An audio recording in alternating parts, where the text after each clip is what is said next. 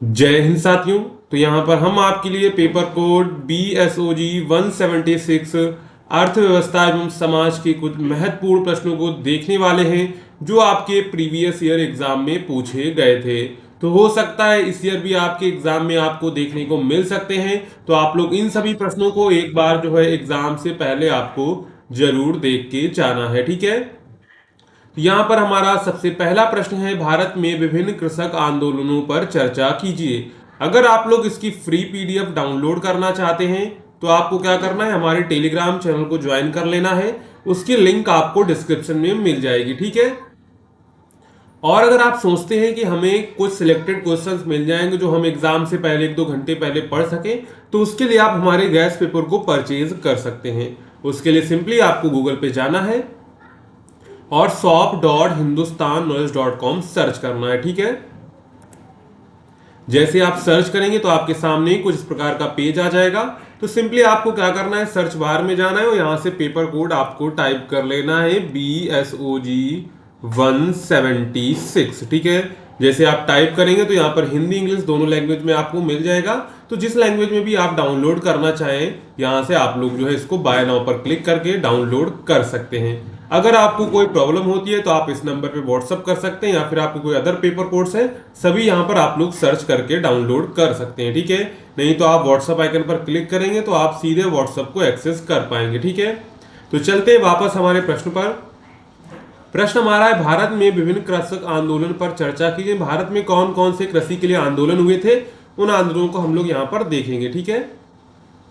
तो भारत में कृषक आंदोलन की राजनीतिक, सामाजिक और आर्थिक परिदृश्य का महत्वपूर्ण हिस्सा रहे हैं। कृषि भारतीय अर्थव्यवस्था की रीढ़ है, ये तो सभी को पता है, और किसान वर्ग देश की अधिकांश आबादी को प्रभावित करता है। ऐतिहासिक रूप से देखें, जब जब किसानों का शोषण हुआ है, उनके अधिकारों की उपेक्षा हुई है या कृषि संबंधी नीतियों में जो है असंतुलन हुआ है, तब तब उन्होंने संगठित होकर विरोध प्रदर्शन किए हैं। इन आंदोलनों ने न केवल किसान हितों की रक्षा की, बल्कि सरकारों को भी नीतिगत बदलाव लाने को विवश किया था। तो सबसे पहले औपनिवेशिक काल में देखें कौन कौन से आंदोलन हुए थे, यानी कि जब हम ब्रिटिश के शासन के अधीन थे तब कौन कौन से आंदोलन हुए थे। तो ब्रिटिश शासन में भूमि कर प्रणाली, नील की खेती, जमींदारी शोषण और नकदी फसल की मजबूरी जैसी समस्याओं ने किसान आंदोलनों को प्रेरित किया। प्रमुख आंदोलन निम्नलिखित, सबसे पहला था चंपारण सत्याग्रह, जो आपका 1917 में हुआ था। महात्मा गांधी के नेतृत्व में बिहार में हुआ यह आंदोलन नील की जबरन खेती के खिलाफ था। यह पहला सफल सत्याग्रह था जिसने किसानों की शक्ति को प्रदर्शित किया था। इसके बाद दूसरा हुआ हमारा खेड़ा सत्याग्रह, जो 1918 में हुआ था। यह गुजरात में फसल खराब होने के बावजूद कर वसूली पर किसानों ने गांधी सरदार पटेल के नेतृत्व में विरोध किया था। अंततः जो है कर माफ हो गया था, ठीक है। इसके बाद हुआ था तेभागा आंदोलन 1946 से 47 के बीच। यह कहाँ हुआ था, यह बंगाल में हिस्सेदारी प्रणाली के तहत बटाईदार किसान अपने मेहनत के अनुपात में 3/4 यानी कि तेभागा हिस्सा मांग रहे थे। इससे सामंती शोषण के खिलाफ आवाज उठाई गई थी। यानी कि मान लीजिए कोई एक व्यक्ति था, ठीक है, वो किसी दूसरे व्यक्ति को खेती देता है करने के लिए। तो क्या कह रहा है वो, क्या कह रहा है वो, कह रहा है कि जो भी खेती करोगे उसका 3 हिस्सा मुझको दो और 1 हिस्सा खुद रखो। तो इसके लिए उन्होंने आंदोलन किया था। इसने सामंती शोषण के खिलाफ आवाज उठाई थी। इसके बाद है मोपला विद्रोह हुआ था, जो 1921 में हुआ था। केरल में मुस्लिम किसानों द्वारा जमींदारों के अत्याचार के विरुद्ध विद्रोह था। यद्यपि बाद में यह सांप्रदायिक रंग ले बैठा था, यानी कि इसमें सांप्रदायिकता ले ली थी। इसके बाद हुए थे स्वतंत्रता के बाद कृषक आंदोलन हुए, जिसमें हमारा पहला है भूदान आंदोलन, जो आपका 1951 में हुआ था। यह आचार्य विनोबा के नेतृत्व में हुआ था। यह अहिंसात्मक आंदोलन था जिसमें जमींदारों से स्वेच्छा से भूमि दान देने की अपील की गई थी। हालांकि प्रारंभिक सफलता के बाद यह आंदोलन स्थायी प्रभाव नहीं छोड़ सका, यानी कि इसका ज्यादा प्रभाव नहीं हो सका। इसके बाद आया शेतकारी संगठन, जो आपका 1979 में आया था। महाराष्ट्र में शरद जोशी के नेतृत्व में यह आंदोलन शुरू हुआ, जिसने किसानों को वैश्विक बाजार से जोड़ने, कृषि उपज के लाभकारी मूल्य और सरकार की बाजार में हस्तक्षेप के विरोध में आवाज उठाई थी। इसके बाद है तमिलनाडु किसान आंदोलन। तो कावेरी जल विवाद, कर्ज माफी और सिंचाई सुविधाओं की कमी जैसे मुद्दों को लेकर बार बार किसान प्रदर्शन करते रहे। वर्ष 2017 में दिल्ली में हुए नग्न प्रदर्शन ने मीडिया का विशेष ध्यान यहां पर खींचा था। इसके बाद हरित क्रांति और उसके प्रभाव यानी कि हरित क्रांति आंदोलन हुआ था, जो कि 1960 से लेकर 70 के दशक के बीच हुआ था। ठीक है, कि दशक के हरित क्रांति ने पंजाब, हरियाणा और पश्चिमी उत्तर प्रदेश के किसानों को आर्थिक रूप से सशक्त किया, परंतु यह क्षेत्रीय असमानता, जल संकट और पर्यावरणीय समस्याएं भी लेकर आई। इससे वंचित क्षेत्रों के किसानों में असंतोष बढ़ा था। इसके बाद इसी में चौथा है नव उदारवाद और वैश्वीकरण के पश्चात कृषक आंदोलन हुए, जो कि 1991 के आर्थिक उदारीकरण के बाद कृषि क्षेत्र में निवेश की कमी, सब्सिडी में कटौती और बाजार आधारित नीतियों ने किसानों को और असुरक्षित कर दिया। परिणाम स्वरूप कई आंदोलन सामने आए। सबसे पहला आया महिला कृषकों के आंदोलन, यानी ने महिला किसानों की पहचान, संपत्ति के अधिकार और मजदूरी जैसे मुद्दों को लेकर कई राज्यों में आंदोलन का नेतृत्व महिलाओं ने किया था। इसके बाद है किसान आत्महत्या और विदर्भ आंदोलन। महाराष्ट्र के विदर्भ में फसल विफलता और कर्ज के चलते किसान आत्महत्या की घटनाओं ने राष्ट्रीय चिंता को जन्म दिया। आंदोलनकारियों ने ऋण माफी, बीमा और न्यूनतम समर्थन मूल्य यानी कि एमएसपी की मांग की थी। एमएसपी की मांग के लिए तो अभी रिसेंट में भी आंदोलन हुआ था। इसके बाद हालिया किसान जो 2020-21 में हुआ था, यह आंदोलन 3 कृषि कानूनों के विरोध में था, जिन्हें केंद्र सरकार ने कृषि सुधार के नाम पर पारित किया। पहला मंडी प्रणाली की समाप्ति, न्यूनतम समर्थन मूल्य की अनिश्चितता और कारपोरेट खेती की आशंका। तो ये जो 3 थी, इसी के कारण हालिया किसान आंदोलन हुआ था, जो कि 2020-21 के बीच हुआ था। ठीक है, और इसमें कौन कौन से किसान शामिल थे? पंजाब, हरियाणा और पश्चिमी उत्तर प्रदेश के किसान जो है दिल्ली की सीमाओं पर 1 वर्ष से अधिक समय तक शांतिपूर्ण धरना किया। अंततः सरकार ने आंदोलन के दबाव में कानूनों को वापस ले लिया था। इसके बाद आते हैं कृषक आंदोलन की विशेषताएं क्या होती हैं। तो इसकी सबसे पहली विशेषता है कि हिंसात्मक नहीं होते हैं और संगठित नेतृत्व में होते हैं, यानी कि किसान जो है यूनियन बना के आते हैं, जैसे अखिल भारतीय किसान सभा, भारतीय किसान यूनियन। और इसके बाद इसका जो है राजनीतिक प्रभाव भी पड़ता है। इन आंदोलन ने चुनाव राजनीति को भी प्रभावित किया और कई बार सरकारें गिराने में निर्णायक भूमिका निभाई, क्योंकि हमारा जो देश है 90% तो देश हमारा फार्मर यानी किसान ही है और उसी से हमारी ज्यादातर वोटिंग आती है, तो इसका जो है विपक्ष वाले फायदा उठाते हैं। इसके बाद है कृषक आंदोलन की चुनौतियां। तो इसमें आंदोलन क्षेत्रीय और जातिगत स्तर पर बटे होते हैं, संगठनों के बीच एकता की कमी होती है, कई बार राजनीतिक दलों द्वारा सहानुभूति के बावजूद ठोस नीतिगत परिवर्तन नहीं होते हैं। इसके बाद हम इसमें निष्कर्ष देंगे। तो यहाँ पर कृषक आंदोलन भारत में जन संघर्षों की एक महत्वपूर्ण श्रेणी है, जिसने समय समय पर सरकारों को किसान हितैषी निर्णय लेने को बाध्य किया। आज आवश्यकता है एक समावेशी और न्याय संगत कृषि नीति की, जिसमें किसानों की आवाज को निर्णायक स्थान दिया जाए। आंदोलनों के माध्यम से उभरती किसान चेतना लोकतंत्र की जड़ों को मजबूत करती है और भारत के सामाजिक आर्थिक संतुलन को बनाए रखने में सहायक बनती है। चारावाहों की मुख्य समस्याओं की व्याख्या कीजिए। नहीं, जो चारावाह होते हैं उनकी मुख्य समस्या क्या है, यानी कि जो पशुपालक समुदाय होती है उसी को हम लोग चरवाहा कहते हैं। ठीक है, तो चरवाहा या पशुपालक समुदाय भारत की पारंपरिक ग्रामीण अर्थव्यवस्था का एक अभिन्न अंग है। ये समुदाय मुख्यतः अपने मवेशियों, बकरियों, भेड़, ऊंटों आदि के पालन पर निर्भर रहते हैं और प्रायः अर्ध घुमंतु या पूर्ण घुमंतु जीवन शैली अपनाते हैं। हालांकि आधुनिक विकास, राज्य की नीतियां, जलवायु परिवर्तन और सामाजिक बदलावों के चलते चरावाहों की पारंपरिक आजीविका संकट में है। ठीक है, तो इस उत्तर में हम लोग क्या करेंगे, भारत के चरवाहा समुदायों प्रमुख जो है समस्याओं की विस्तार से चर्चा करेंगे। ठीक है, तो यहाँ पर पहला है चरागाह भूमि की कमी, यानी कि चरवाहों के लिए सबसे महत्वपूर्ण संसाधन है चरागाह भूमि, यानी कि अगर चरवाहे हैं, अगर उनके लिए चरागाह भूमि नहीं होगी तो वो अपने जो मवेशी वगैरह है उनको कहाँ चराने जाएंगे। तो वन अधिनियम, भूमि सुधार और नवीन शहरीकरण के कारण पारंपरिक चारागाह भूमि का क्षेत्रफल घटता जा रहा है। कृषि भूमि विस्तार के कारण चारागाह का अतिक्रमण हुआ है, यानी कि कृषि जो किसान हैं वो कृषि योग्य भूमि बना रहे हैं, जिससे जो चारागाहों की जो है कमी आ रही है, यानी कि जो चारागाहों के क्षेत्र हैं उनमें कमी आ रही है।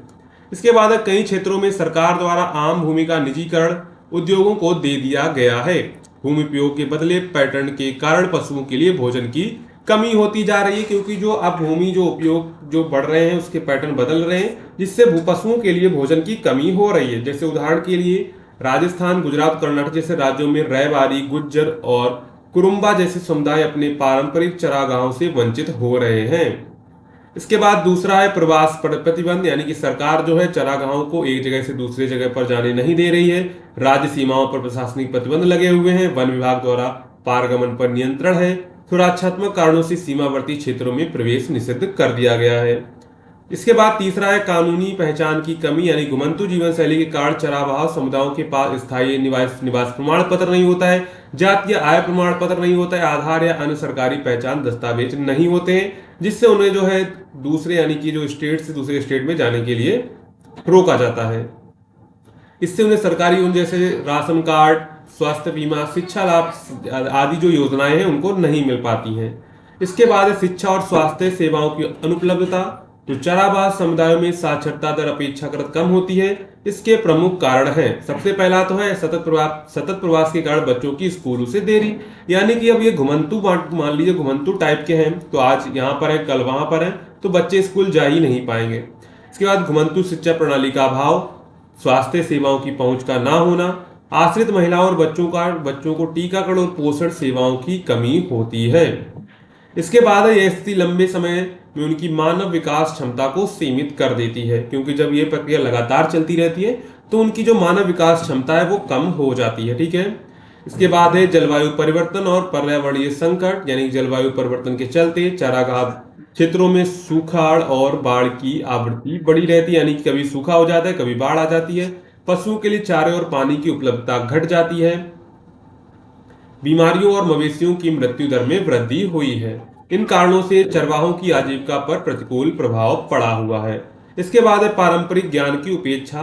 चरवाहों के पास पशुपालन, प्रजनन, औषधीय जड़ी बूटियों और पारिस्थितिकी संतुलन का गहन पारंपरिक ज्ञान होता है, जिससे स्थानीय जैविक विविधता संरक्षण में उपयोगी माना जाता है। किंतु औपचारिक कृषि और पशुपालन नीतियों में इस ज्ञान की कोई भूमिका नहीं होती है, जिससे यह ज्ञान लुप्त प्राय हो रहा है और अगली पीढ़ी इसे नहीं अपनाती है। इसके बाद है आर्थिक असुरक्षा और बाजार तक पहुंच की कमी। चरवाहा समुदाय जो मुख्यतः दूध, ऊन, चमड़ा, गोबर, जानवरों की बिक्री जैसे उत्पादों पर निर्भर होते हैं, लेकिन उन्हें उचित बाजार मूल्य नहीं मिलते हैं। मध्यस्थता पर निर्भरता, संगठित विपणन तंत्र की कमी के कारण ये समुदाय अक्सर ऋणग्रस्त रहते हैं। यानी कि देखो, ये तो सिर्फ दूध, ऊन, चमड़ा पर ही निर्भर रहते हैं और उनको बाजार में उचित मूल्य भी नहीं मिल पाता, जिससे आर्थिक असुरक्षा रहती है। और अगर इन्हें बाजार तक पहुंचना है तो इनको कोई मीडिएटर यानी कि कोई ब्रोकर की जरूरत पड़ती है। इसके बाद है सामाजिक भेदभाव और हाशियाकरण। कई चरवाहा समुदाय अनुसूचित जनजाति, अनुसूचित जाति या अन्य पिछड़ा वर्ग में आते हैं, जिससे उन्हें सामाजिक स्तर पर निम्न दर्जे का माना जाता है। उन्हें गांव में अलगाव झेलना पड़ता है और सामूहिक संसाधनों से उनको बाहर कर दिया जाता है। इसके बाद है नीतिगत उपेक्षा। भारत की कृषि और ग्रामीण विकास नीतियां मुख्यतः कृषक समुदाय के लिए बनाई जाती हैं, जबकि चरवाहों के लिए कोई स्पष्ट राष्ट्रीय नीति नहीं है। योजनाएं असंगत होती हैं, स्थान विशेष की आवश्यकताओं को नहीं समझती हैं। इसके बाद यहाँ पर हम लोग निष्कर्ष दे देंगे। तो चरवाहा समुदाय भारतीय ग्रामीण समाज की विविधता, पर्यावरणीय संतुलन और आजीविका प्रणाली का एक समृद्ध अंग है। उनकी समस्याएं केवल आर्थिक नहीं है, बल्कि सामाजिक, सांस्कृतिक और पर्यावरणीय भी हैं। उनकी अनदेखी न केवल सामाजिक न्याय के दृष्टिकोण से अनुचित है, बल्कि यह देश की जलवायु अनुकूल कृषि और सतत विकास की अवधारणा के भी विरुद्ध है। तो यहाँ पर सुझात्मक तो उपाय क्या देंगे? चरवाहा नीति का निर्माण किया जाना चाहिए, यानी कि अगर हम सुझाव देना चाहें तो क्या देंगे? चारागाहों के संरक्षण और समुदाय के अधिकारों की रक्षा हो, शिक्षा और स्वास्थ्य की घुमंतु सेवा प्रणाली दी जाए उनको। इसके बाद है पारंपरिक ज्ञान का दस्तावेजीकरण और उपयोग उनको मिले, यानी कि उनके डॉक्यूमेंट्स तैयार किए जाएं। सामाजिक सुरक्षा और योजनाओं में उनका समावेशन होना चाहिए। इसके बाद आते हैं नेक्स्ट प्रश्न हमारा है, समाज शास्त्र एवं अर्थशास्त्र के बीच संबंध का परीक्षण कीजिए। तो यहाँ पर जो समाज शास्त्र है और अर्थशास्त्र दोनों सामाजिक विज्ञान की ही शाखाएं हैं, जो मानव व्यवहार और संस्थाओं और क्रियाओं का अध्ययन करती हैं। अर्थशास्त्र मुख्यतः संसाधनों का उत्पादन, वितरण और उपभोग पर केंद्रित होती है। अर्थशास्त्र क्या है? यानी कि संसाधन का उत्पादन कितना हुआ है, कैसे वितरण होगा और इसका उपभोग कौन कौन करेगा, ये सब देखता है। जबकि जो समाज शास्त्र होता है वो मानव समाज, सामाजिक संबंधों और संरचनाओं का अध्ययन करता है, यानी कि हमारे जो है समाज में संबंध कैसे होंगे, सामाजिक संबंधों का अध्ययन करना ही समाज शास्त्र कहलाता है। यद्यपि दोनों की दृष्टिकोण भिन्न हो सकती है, लेकिन वास्तविक जीवन में आर्थिक व्यवहार और सामाजिक संदर्भ एक दूसरे से गहराई से जुड़े हुए हैं। अतः दोनों विषयों के बीच गहरा अंतर संबंध देखने को मिलता है। सबसे पहला देखते हैं ऐतिहासिक दृष्टिकोण से संबंध। तो प्रारंभिक समाजशास्त्रियों जैसे अगस्त कांते, कार्ल मार्क्स और मैक्स वेबर ने समाज के आर्थिक पहलुओं का विश्लेषण किया। कार्ल मार्क्स के अनुसार आर्थिक संरचना ही सामाजिक संरचना का निर्धारण करती है। मैक्स वेबर ने धार्मिक मूल्यों और पूंजीवाद के उदय के बीच संबंध स्थापित किया। अमिल दुर्खीम ने श्रम विभाजन के समाज पर प्रभाव को समाजशास्त्रीय अध्ययन किया। अगर हम लोग देखें अर्थशास्त्र के संदर्भ से, तो पारंपरिक अर्थशास्त्र यानी तर्कसंगत व्यक्ति के सिद्धांत पर आधारित है, लेकिन समाजशास्त्र यह बताता है कि आर्थिक निर्णय भी सांस्कृतिक मूल्यों, मानदंडों, जाति और लिंग से प्रभावित होते हैं। उदाहरण, भारत में उपभोग और बचत की प्रवृत्ति जातिगत या धार्मिक मान्यताओं से प्रभावित हो सकती है। यानी कि अगर मान लीजिए दिवाली आती है तो वहां पर क्या होता है, उपभोग की जो है मात्रा बढ़ जाती है। तो ये जो है जातिगत या धार्मिक मान्यताओं से जो उपभोग और बचत की प्रवृत्ति मापी जा सकती है। इसके बाद है सामाजिक संस्थाएं और आर्थिक प्रक्रिया, यानी कि परिवार, जाति, धर्म, शिक्षा और राज्य जैसे सामाजिक संस्थाएं आर्थिक व्यवहार को नियंत्रित करती हैं। उदाहरण के लिए विवाह के बाद महिलाओं की आर्थिक भागीदारी पर सामाजिक अपेक्षाओं का असर होता है। जातिगत प्रतिबंधों के कारण कुछ व्यवसायों तक पहुंच का अभाव होता है। इसके बाद है श्रम विभाजन और सामाजिक संरचना, यानी कि समाजशास्त्र श्रम विभाजन को सामाजिक समरसता और एकता के संदर्भ में देखता है, जबकि अर्थशास्त्र को इससे दक्षता और उत्पादकता के संदर्भ में देखता है। दुर्खीम के अनुसार श्रम विभाजन से जैविक एकता, ऑर्गेनिक सॉलिडेरिटी का विकास होता है, जबकि एडम स्मिथ इसे आर्थिक दक्षता का स्रोत मानते हैं। इसके बाद यहाँ पर देखेंगे तो सामाजिक स्तरीकरण और आर्थिक विषमता। तो समाजशास्त्र सामाजिक स्तरीकरण जैसे जाति वर्ग के माध्यम से आर्थिक विषमता को समझता है। उदाहरण के लिए भारतीय ग्रामीण समाज में भूमि स्वामित्व जातिगत पदानुक्रम से जुड़ा है। अर्थशास्त्र केवल आय, संपत्ति और भोग की असमानता मापता है, जबकि समाजशास्त्र उनके सामाजिक प्रभावों को भी देखता है। इसके बाद आते हैं 6 पॉइंट पर, तो उपभोग और सांस्कृतिक मूल्य, यानी कि समाजशास्त्र उपभोग की एक सांस्कृतिक और प्रतीकात्मक क्रिया मानता है, जैसे वेबलेन का प्रतिष्ठा उपभोग, जबकि अर्थशास्त्र उपभोग को संतोष और उपयोगिता के आधार पर मापता है। इसके बाद 7 पॉइंट देखेंगे तो आर्थिक परिवर्तन और सामाजिक गतिशीलता, औद्योगिकीकरण, वैश्वीकरण और उदारीकरण जैसे आर्थिक परिवर्तन समाज में नई सामाजिक संरचनाओं और वर्गों का निर्माण करते हैं। उदाहरण, ग्रामीण भारत में कृषि सेवा क्षेत्र को की ओर बदलाव ने आर्थिक अवसरों और सामाजिक गतिशीलता को प्रभावित किया है। इसके बाद देखते हैं इसी में 8 पॉइंट, विकास का समाजशास्त्र। विकास को केवल जीडीपी या प्रति व्यक्ति आय के आधार पर नहीं, बल्कि सामाजिक संकेतकों जैसे शिक्षा, स्वास्थ्य, लैंगिक समानता, सामाजिक समावेशन से भी मापा जाना चाहिए। यह दृष्टिकोण अमर्त्य सेन के कैपेबिलिटी अप्रोच के स्पष्ट के रूप में प्रकट होता है। इसके बाद है इसी में आपका 9 समकालीन अंतःविषयक प्रवृत्ति, यानी कि आर्थिक समाजशास्त्र एक ऐसा क्षेत्र है जहां दोनों विषयों का संगम होता है।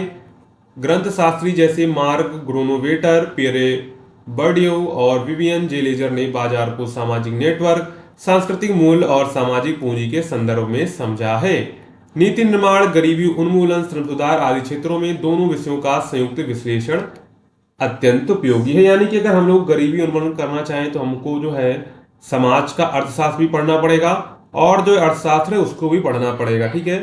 इसके बाद हम लोग निष्कर्ष लिख देंगे फाइनल। तो समाजशास्त्र अर्थशास्त्र के बीच संबंध पूरक और अंतःनिर्भर है। जहां अर्थशास्त्र संसाधनों के तर्कसंगत प्रबंधन पर बल देता है, वही समाजशास्त्र यह समझने का प्रयास करता है कि ये संसाधन किस सामाजिक संदर्भ में विपरीत उपभोग और नियंत्रित होते हैं। आज की जटिल और वैश्वीकृत दुनिया में सामाजिक और आर्थिक विश्लेषण का एकीकृत दृष्टिकोण ही नीति निर्माण और सामाजिक कल्याण के लिए प्रभावी साबित हो सकता है, ठीक है। तो यहाँ पर हमने BSOG 176 के 3 मोस्ट ऑफ इम्पोर्टेंट क्वेश्चंस को कवर किया है। तो अगर आपको ये क्लास पसंद आई हो तो वीडियो को लाइक करिएगा, चैनल को सब्सक्राइब करिएगा। इसके बाद अगली क्लास आएंगी तो आप चैनल को सब्सक्राइब जरूर कर लीजिएगा।